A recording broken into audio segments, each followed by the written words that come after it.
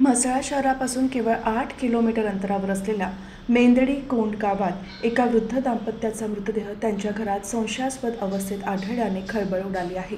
महादेव कांबळे आणि विठाबाई कांबळे अशी मृत दाम्पत्यांची नावे आहेत। त्यांच्या मृत्यूचे नेमके कारण अद्याप अस्पष्ट असून पोलिसांनी या घटनेची नोंद घेऊन तपास सुरू केला आहे। गावातील अध्यक्षांनी मृतांची मुलगी अर्चना भालचंद्र पाटील यांना त्यांच्या आई-वडिलांची तब्येत बरी नसल्याचे कळवले।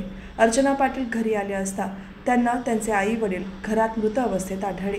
अर्चना पाटील यांनी या घटनेबाबत म्हसळा पोलिसात फिर्याद दाखल केली आहे। मेंदडी कोंड येथील ग्रामस्थांना वृद्ध कांबळे दाम्पत्यांच्या घरातून कुचका वास येत असल्यामुळे त्यांना संशय आला। त्यानंतर ग्रामस्थांनी तात्काळ म्हसळा पोलिसांना याबाबत माहिती दिली।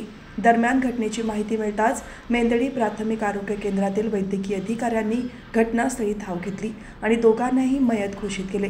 या मृत्यूचे गूढ उकलण्यासाठी आणि मृत्यूचे नेमके कारण स्पष्ट करण्यासाठी मृतदेह पुढील तपासणीसाठी जे रुग्णालय मुंबई येथे पाठवण्यात आले आहेत। या घटनेचा तपास जिल्हा पोलीस अधीक्षक आंचल दलाल यांच्या मार्गदर्शनाखाली म्हसळा पोलीस करत आहेत।